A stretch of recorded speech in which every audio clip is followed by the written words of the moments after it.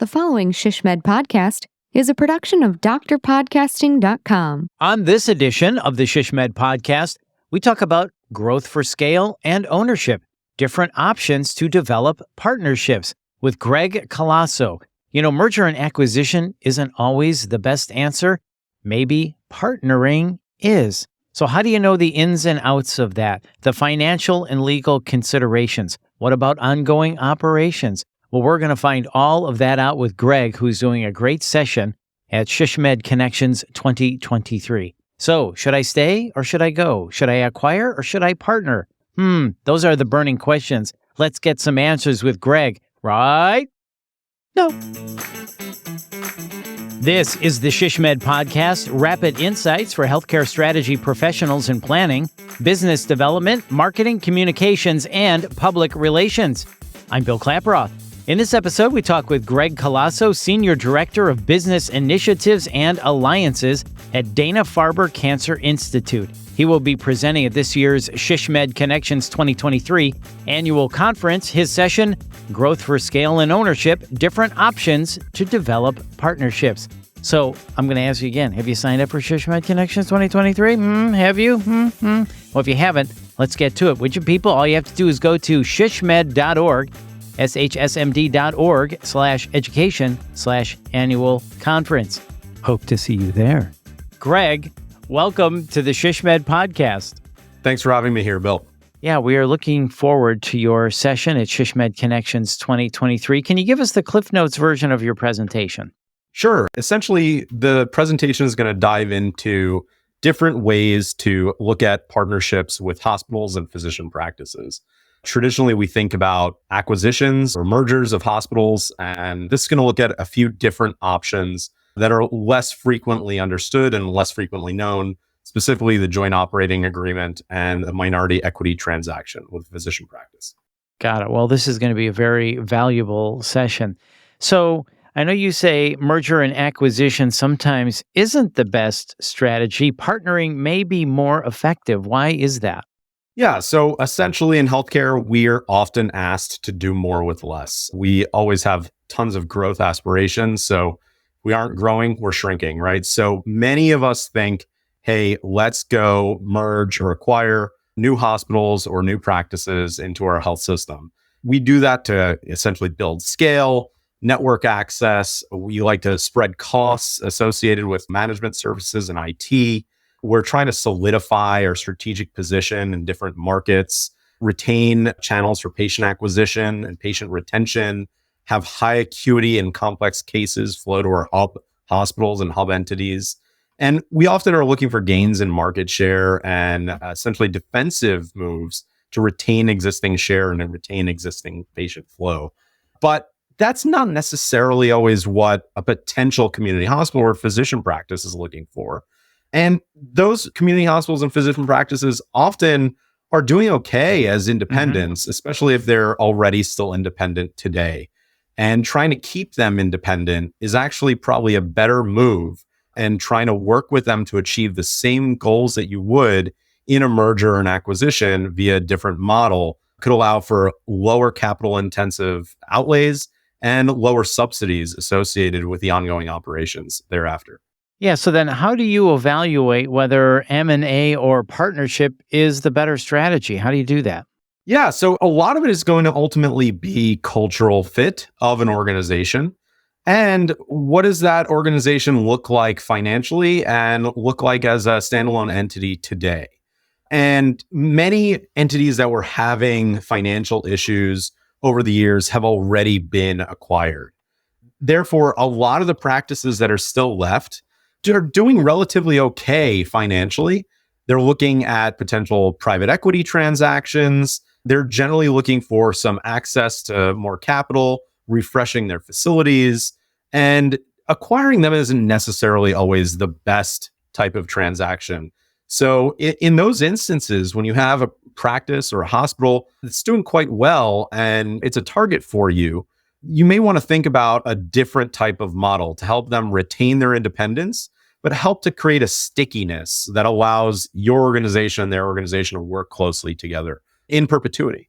Right. So when you mention a different model, partnership certainly can fit that bill. So what are the different types of partnership models and transaction types with, I'm sure there's different integrations as well. What do we need to know about that? What are the different options? Sure, absolutely. So traditionally, what folks think about is a CIN or an ACO or a PHO for physician alignment, lots of professional services agreements, lease agreements, co-management. And in surgery, of course, many people have moved to JVs on surgery centers. And traditionally on hospitals, hospitals work together on PSAs for services, lease space, hosted programs, and creation of JVs together. But what's usually a little less frequent and less seen in most markets is a minority equity transaction on a physician practice, where a hospital or provider can actually become a shareholder in the practice and have a seat at the table alongside a physician owner.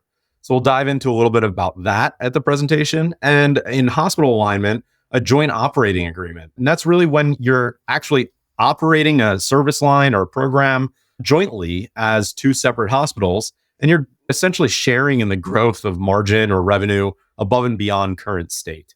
So both of these models allow the hospital or the physician practice to remain independent.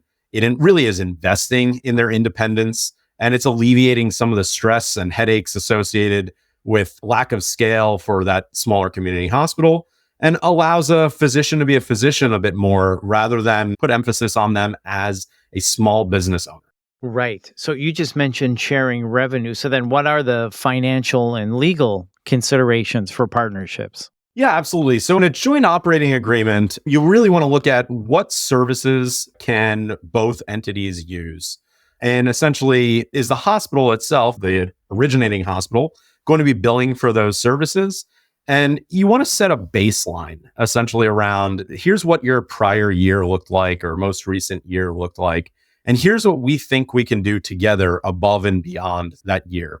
What you want to be able to prove to that hospital entity is that you're able to turn a return on investment for them, create a positive NPV and cash flow for them, but do the same for yourself as a hospital entity. And that's really where the win-win is. If you're both able to jointly grow a program and create cash flows for both organizations, that's great. Conversely, on the minority equity transaction agreement, right, you can buy into a practice at 5, 10, 15% interest. It doesn't allow and force you to have to shell out millions of dollars in transaction revenue to acquire practices. You're really looking at practices from a cash flow basis and you as an investor. So you can actually look at those and agree to brand license agreements, service agreements, and different things of that nature that allow some cash flow to come back to you and allow value to be created within that practice. Mm-hmm. But lots of legal complexities here, of course, as you're leaning into there. There's a lot of considerations of organizational appetite for risk. All of this must be done at fair market value using third-party transaction valuation firms. And really, you want to actually invest in a strong legal team for this type of transaction. They're quite complex. Usually it will actually take you much longer to accomplish one of these transactions and much more legal documentation than it would an outright acquisition of a practice or a community hospital.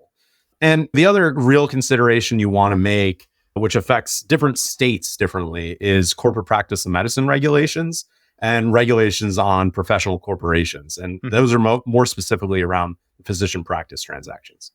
So you mentioned complexities and considerations. What about the ongoing day-to-day operations? I imagine that would be another complexity to consider. Give us a glimpse of what those look like in a partnership. Sure. Essentially, when you do an acquisition, I've never seen one acquisition that goes completely smoothly. And I don't think those exist. Right. So you really look at them and say, there's so many operational issues that end up existing post-acquisition, the integration work, IT, billing, et cetera. And in these partnerships, often you're able to leave much of the infrastructure the same as what already exists. So there's less of those complexities. The complexities are more around working closely side by side with a new hospital entity or a physician practice entity and having the cultural alignment there to focus on what is our goal and our vision of this partnership, clearly document and state that, and make sure that all of those who are involved understand that that's what you're really trying to get to. You want to make sure that there's joint operating committees and subcommittees, and you want to make sure that you're focusing on the vision at hand, which could be improving quality of care, hosting joint events together, ensuring growth through new types of strategies and executing business plans and strategic plans, or really pushing operational efficiencies and cost-cutting measures and identifying revenue cycle opportunities. These all can be part of that partnership. Yeah. And you really want to focus on those details and make sure that everybody is aware of what you're trying to do, everybody's in the loop, and that there's a mode for communication and method of communication so that everybody feels heard and understands the reasons for the partnership. Absolutely. So this is going to be a very interesting session. Who is the perfect person to come to your session? Somebody that's struggling right now and hoping, boy, I need some help. I would like to partner with somebody, or somebody that's looking to grow and looking to partner, or maybe do an M&A, but maybe a partnership is better, or both. Who is the perfect person to come to your session? Yeah, it really is both sides of a transaction. But ideally, it's folks who are in strategic planning and in business development, chief strategy officers and vice presidents of strategy and business development. This is a different type of transaction. And in both cases, it's something that, a lot of organizations should start to consider more frequently than they have in the past, especially given that we're coming out of COVID, we have restricted capital budgets, and we're still being encouraged to grow. We have so many physicians in succession planning and labor shortages that, there is some necessity here to think about how can we work with organizations that we have to enable them to thrive as independent entities and work closer together rather than need to control that entity and organization. Right. Well, this has been great. Thank you so much for your time, Greg. Any final thoughts you want to add about your session, Growth for Scale and Ownership, different options to develop partnerships? Yeah, I'll just go into two very specific transactions that we did here at Dana-Farber with organizations in New England. And I'll walk through some details of a joint operating agreement and details of a minority equity transaction with the practice. So hopefully that'll be of value to everybody. Absolutely. Greg, that sounds great. Thank you so much for your time today. We really appreciate it. Really appreciate your time as well, Bill. Thanks for having me. And once again, that's Greg Calosso. Make sure you check out Greg's session at this year's 2023 SHISHMED Connections Annual Conference in Chicago, September 10th through the 12th. Have you registered yet? Well, let's get you registered. All you have to do is go to shishmed.org, shsmd.org/education/annual conference. Do it today. And if you found this podcast helpful, and how could you not, please share it on all of your social channels, and please hit the subscribe or follow button to get every episode. You don't want to miss a minute of this great information that we deliver to you on the SHISHMED podcast, Rapid Insights. Okay. This has been a production of Dr. Podcasting. I'm Bill Klaproth.